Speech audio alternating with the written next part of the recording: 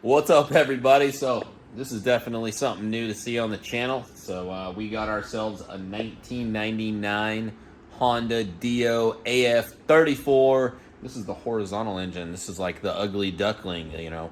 Everybody apparently says that this is not the one to get. But either way, it's a Dio. It came from Japan, so it was imported. Shout out to my buddy Tony Santos for getting me the good deal on this thing. Yeah, I want to do something different with it. This thing runs really good. The mid-range, a little bit of kind of a bog area going on, but needless to say, I've installed a wideband O2 sensor on this thing, and we're gonna go ahead and see how it runs, check out the idle setting, check out the full throttle setting, and probably gonna adjust our needle a little bit so that way we can get a lot of that mid-range smoothed out like I want it. So let's jump to it. I'm gonna show you guys what I got going on here, and yeah, we'll get this thing fired up and show you what it's running like. All right, so first things first, I went ahead and I had my buddy Chris go ahead and install an O2 sensor bung on this thing, on this stock exhaust, so that way I can get a good reading. And then we got our wideband O2 sensor here. This is the sending unit. And then I got a couple of alligator clips here that we can just, you know, essentially plug onto this battery here. I use this battery for a lot of different things. I just keep it charged up here. Use it to jump start stuff. So now we got that on. Now we got our wideband turned on, and we can fire this thing up. So let's go ahead and do that. All right, so now the garage door is opening. Basically, first things first, when you start this thing up, it's not going to be running where it's supposed to. It's probably going to be a little rich, could be a little lean, who knows. Once it heats up, that's what we're looking for. So let's get it started.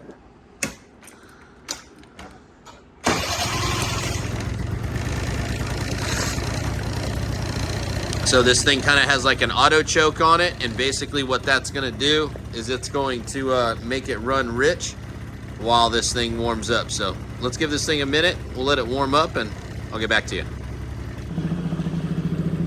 All right, so we got this thing nice and warm. I buzzed it up and down the road a couple times. She's idling steady, 13.6, 13.8. Looks like right about 13.8. Another thing that I noticed was that when we're going wide open throttle, this thing runs right about 13.6, right about the same. So I'm going to show you guys what I'm talking about when the mid-range kind of bogs out a little bit. I'm going to show you what I'm talking about. Basically what's happening is the bike goes a little bit lean, and then once the main jet takes in, it goes back to normal AFRs.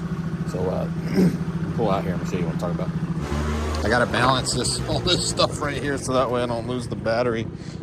All right, so okay, so basically right now we're sitting here looking at 13.6. It's idling. Now, as soon as I tip into the throttle,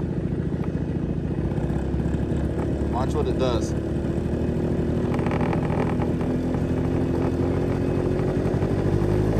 It's trying to kind of lean out a little bit right there, 15.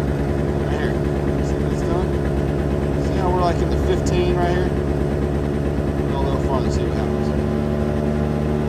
Okay, main jet's starting to take over.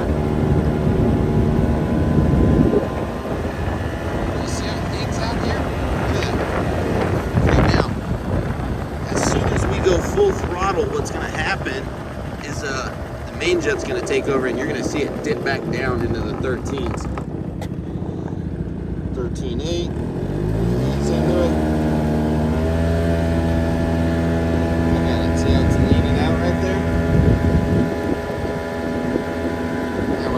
I go wide open throttle, watch what happens.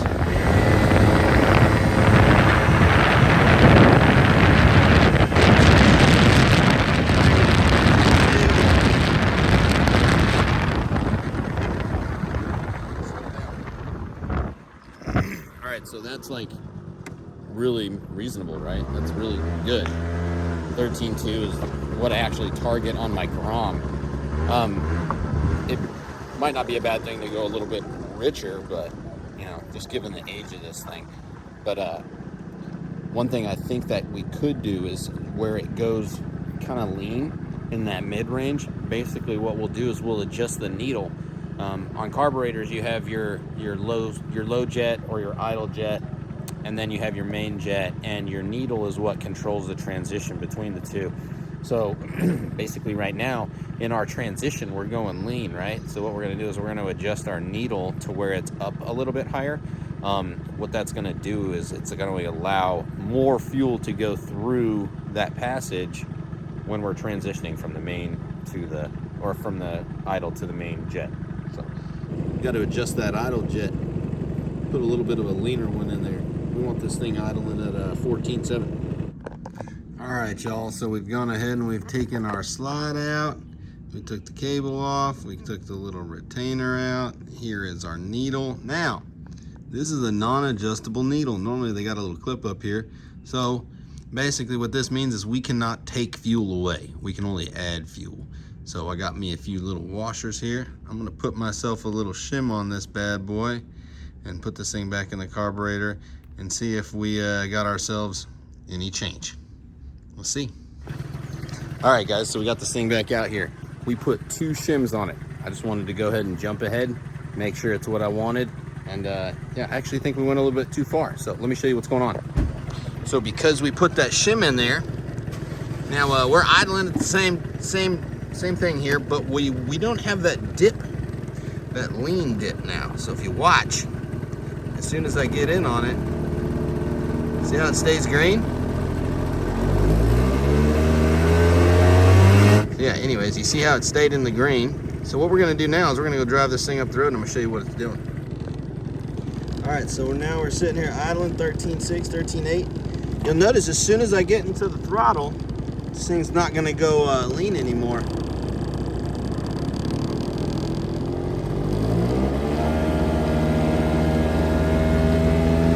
It's sitting right down there around 13.3, which is where we're at wide open throttle.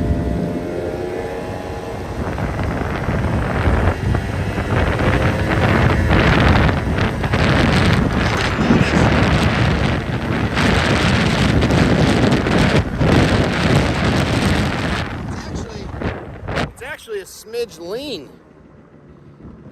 at wide open throttle. So I mean it could use a little bit more fuel probably on the main jet, but we haven't adjusted that yet.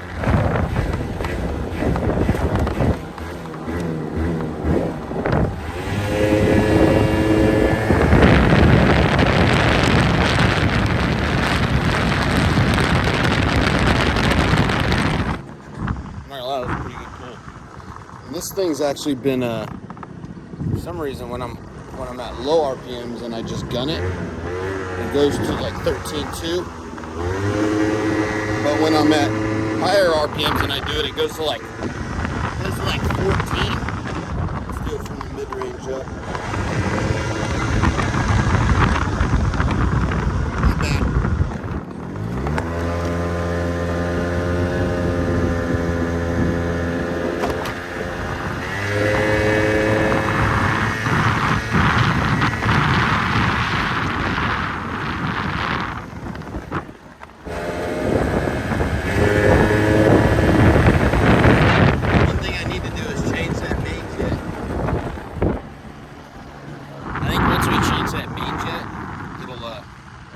Be a little more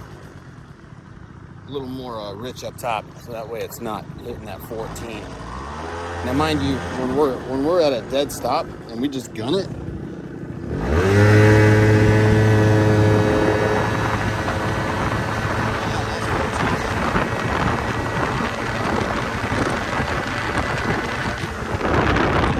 I think it's safe to say she needs more fuel.